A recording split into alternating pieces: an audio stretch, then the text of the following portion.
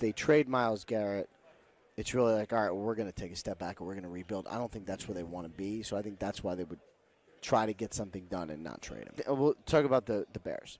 I think Ben Johnson's a really good candidate. Obviously, Ben Johnson was someone that a lot of teams really liked. I believe at least one other team, the Raiders, viewed him as their top choice. And I think he's going to be a really good head coach. We have no idea. We literally have no idea. And every year there's a couple of these guys who you're like, oh, he's definitely going to be a good head coach, and they're not, right? And so Brian Schottenheimer is like not exciting, hasn't been a top head coach candidate in 10 years, but is still the same guy who at one point was, but just has a lot more experience now. So, like, there is a possibility that he's a good coach because, I mean, every year there's a couple coaches who are like, they hired, like the Eagles hired Nick Sirianni. That guy could barely speak at his press conference. Right. That turned out okay. Yeah. You know, it's like the Cardinals. It's like they got stiffed by Mark Trestman and they had to hire Bruce Arians. You know, like that worked out okay. Yeah. Yeah. Oh, we know that also. Yeah, we know. Between Trestman. Talk about ones that broke. That broke at like 2 a.m. or something. Because I remember I thought I was going to break Trestman going to the Bears. And I think I woke up and Biggs had already put it out, if I remember correctly. I think he broke that hire, and I was like right after him because it was like 2 a.m. So do those stick with you? Like you remember the ones that you don't get, like kind of like a game? Yeah, I mean I remember all of them. Now I happen to like Brad a lot, so I wasn't like you're annoyed, but like he does a very good job, so I'm not that annoyed. But like yeah, I mean all of those ones I remember. Yeah. Are these big rivalries with Breer and Schefter and other guys in the business? Yeah. Oh yeah, big time. I mean you wanna win. Yeah, you know, just like for you guys with ratings or who gets what interview, or it's like you want to win. Yeah, and so it's like what happens when you don't, like you feel terrible. That's basically the main thing, Ian Rapoport joining us from the NFL Network. So to the Bears, then we want to win as a football city because the Bears have not done enough of that.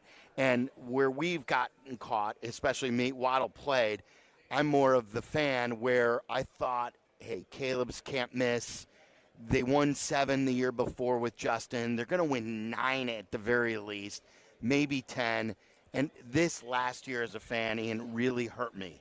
And now I'm backing off where I'm like, I'm not going to overestimate what they have. So tell me, from someone who's got no stake in this, how do you view the Bears now with Ben Johnson, with Ryan Poles, with Caleb Williams, with their cap room and their draft situation? How do you view them for the next year or two?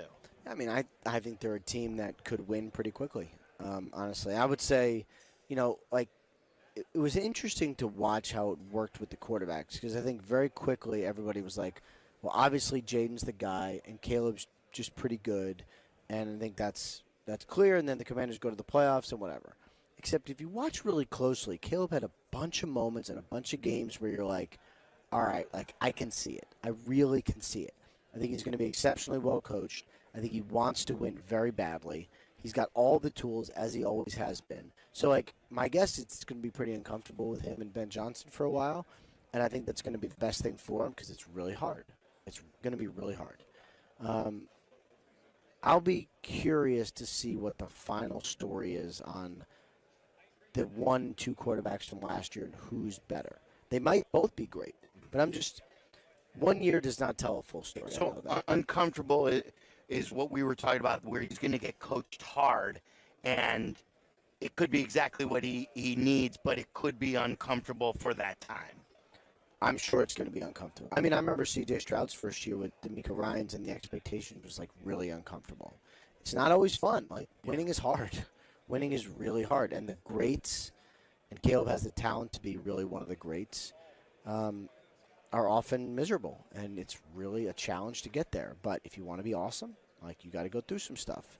I mean, Ben Johnson helped turn Jared Goff, whose career was essentially over. He was a throw-in for a trade worth nothing.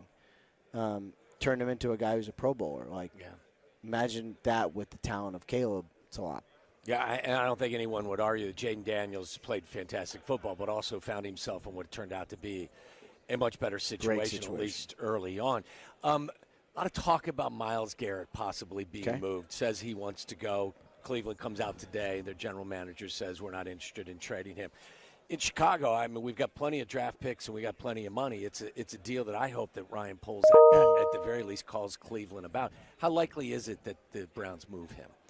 I mean, until the Browns decide they'd be willing to do it, I would say not very likely. But, I mean, look, there's always a deal out there. Mm-hmm. You can always offer enough. The problem Cleveland has is their team is pretty good, except for at quarterback. So if they get a quarterback but then trade Myles Garrett, like, they don't really take a step toward being good. Right. It's like kind of the opposite. It's really like if they trade Myles Garrett, it's really like, all right, well, we're going to take a step back and we're going to rebuild. I don't think that's where they want to be, so I think that's why they would try to get something done and not trade him. Do you think they'll take a quarterback early? Is that what they're – yeah. So they won't look on the whether it be Sam Darnold or somebody else to step in. Kirk Cousins, who comes cheap, right? Because the Falcons have to pay the majority of that freight. Yeah, I mean, they would have to cut him first. But, Kirk Cousins also could play like he did last year, which is like, sometimes you get what you pay for. Right. If the Bears called Cleveland and they said, here's 10 and here's next year's first-round pick, and then we can round things out with some different stuff, are they hanging up or are they listening? Until they tell me that they are really listening, I will believe them at their word that they are not interested in any trades. But to me, that's probably the kind of offer that would theoretically get it done if the Browns were ever willing to trade him. That's the kind of currency. How likely do you think it is the Cowboys would be willing to move on from Micah Parsons? Again, it'd have to be a deal where they just could not absolutely refuse at all. Yeah. Just could not. Just had to do a deal. But I think that's the kind of compensation we're talking about. Yeah. And before we let you go, if you were to gamble today on a guy I'm not allowed to gamble. I know. So if you could. I cannot. Okay, if you could pick a guy that you think is the perfect fit for the Bears on the free agent market, ooh, who would that be? Shoot. Is Trey Smith that guy? Yeah, I mean, Trey Smith is great, and I think that's the dot connecting. He is a great player. Great. Milton Williams and Trey Smith would be my two picks. Okay. Both, fans probably could not pick them out of a lineup. Both are going to be pretty expensive. Both key members of the front office knows, obviously, Ian Cunningham, and then Ryan Poles with Trey Smith from the Chiefs. Like, my guess is that's the kind of free agency that the Bears will have. Is Dahlman going to get an enormous contract as well? Should, yeah. I mean, enormous for a center is like it's all relative. 12 or 13. But, yeah, I mean, I think he's the top center or one of the top centers. I think he's going to do extremely well. Interesting. Well, keep up the great work. We appreciate your time. Thanks for stopping by. Awesome. Thank you, guys. Good hanging with you. There you go. There's Ian Rapoport.